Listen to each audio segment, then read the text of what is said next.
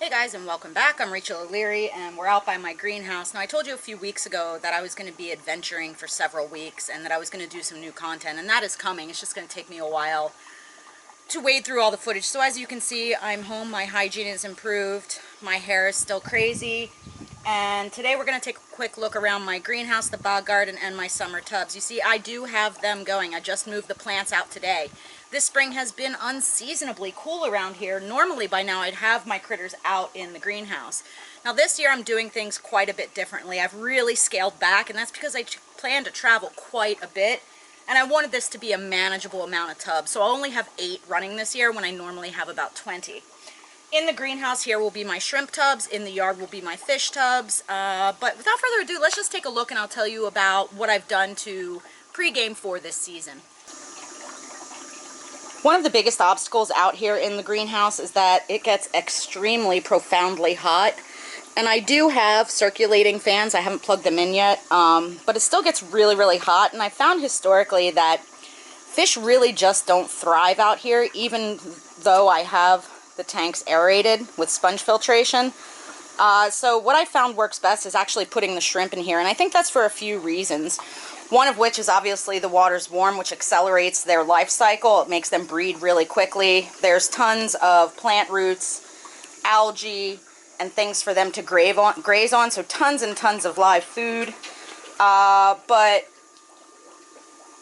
really, I think the biggest thing is that a lot of the insects that lay their larvae, things like dragonflies, just don't happen in the greenhouse, and that's what can predate on the shrimp the most. So they do super well. I'll be moving out my cherry shrimp, my red rilly shrimp, my blue shrimp, and my yellow shrimp out into these tubs this year. Let's go take a look at the bog garden real quick, and then we'll jump over to the outdoor tubs. I should also mention that all of these tubs already have Daphnia, but I have been treating with my BTIs, my mosquito bits, to prevent the mosquito larvae, as the shrimp don't really eat them, and I don't want it to become miserable in here for me as a human. I'm actually in the process of watering the bog. I did have my daughter take care of my aquariums, the greenhouse, and my plants while I was gone, but it's been dry the past few days, so I thought I should just water it preemptively. And as you can see, I utilize a standpipe which goes to a PVC lattice, which is underneath the entire bog, and that allows me to water it from the bottom down.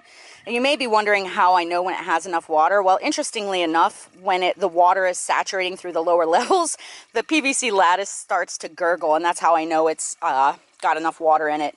I also still have these overflow plants. I have an idea to build another bog if I can get some supplies delivered in time. So they're just going to be chilling in this. This is a mortar tub. It's used for mixing cement. It works great as a holding place for my excess carnivorous plants.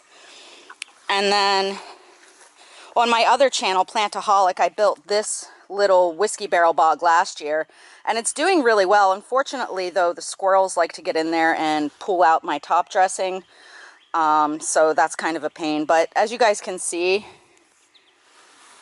the bog is coming along amazingly well. Let's take a look at the tubs in the yard.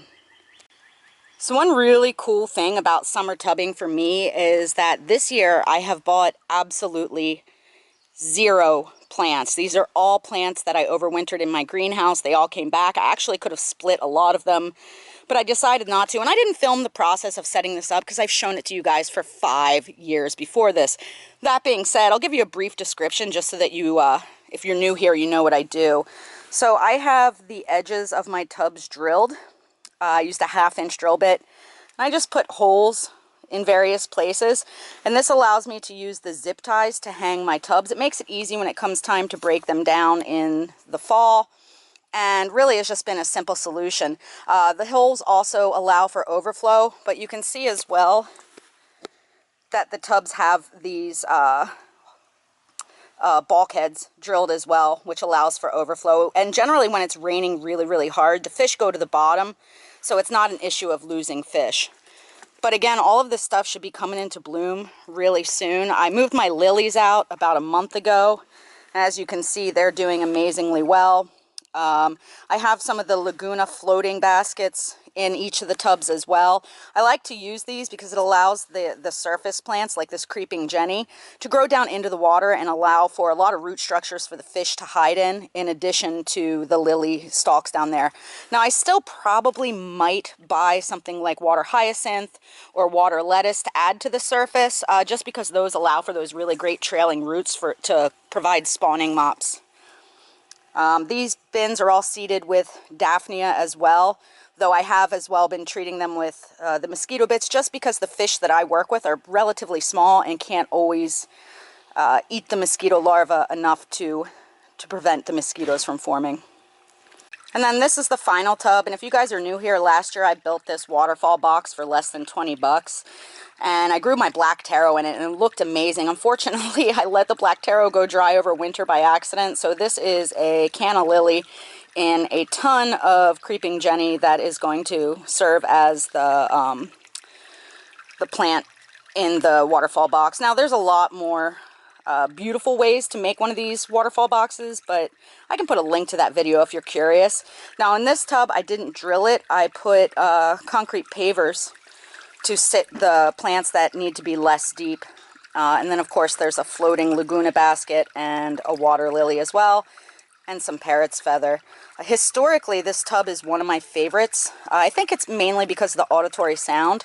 And in previous years, I've put these waterfall boxes on other containers too. This year, I just decided not to. I need to keep things simple in order to be able to maintain them properly. And sometimes that means making some changes to how I've always done things.